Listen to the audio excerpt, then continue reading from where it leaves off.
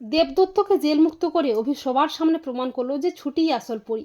হ্যাঁ বন্ধুরা, আমরা এমনটাই দেখতে পাবো প্রতিজ্ঞা ধারাবাহিকের আগামী পর্বগুলোতে। গুন্ডাদের হাত থেকে ছুটিকে বাঁচিয়ে নিজের অফিসে নিয়ে আসে অভি। অপরদিকে ঝুমকি হিরণময়কে পরীর নামে মিথ্যে কথা বলে, আর হিরণময়ও ঝুমকির বলা মিথ্যে কথাগুলোকে বিশ্বাস করে পরীকে ভুল বোঝে। ছুটি হিরণময়কে ফোন করে, কিন্তু হিরণময় ছুটিকে ভুল বুঝে ফোনটা রিসিভ করে না। তখন ছুটি বাধ্য হয়ে নিরুপায় হয়ে অভিকে সমস্ত ঘটনা খুলে বলে।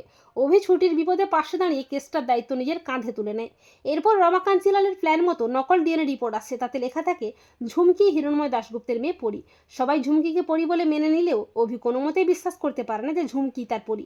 এরপর অভি দেবদত্তকে নির্দোষ প্রমাণ করে জেলমুক্ত করে ছুটির ব্যাপারে সবটা জানতে চায়। দেবদত্ত অভিকে সবটা জানায় পরীকে কোথা থেকে কিভাবে উদ্ধার করে আশ্রমে এনেছিল।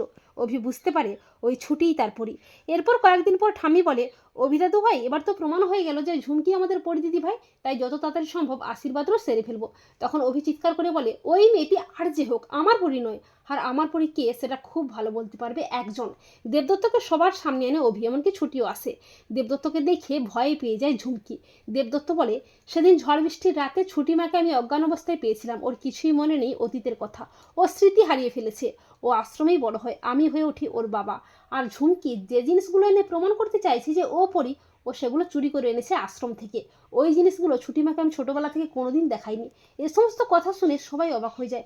ছুটি বলে, বাবা তুমি এসব কী বলছো? আমি হিরণময় আঙ্কেলের মেয়ে পড়ি? এটা হতে পারে না বাবা, তুমিই তো আমার বাবা। তখন অভি পরীর হাতটি ধরে বলে, হ্যাঁ পড়ি, তুই আমার পড়ি, আমি তোর অভিদাতা।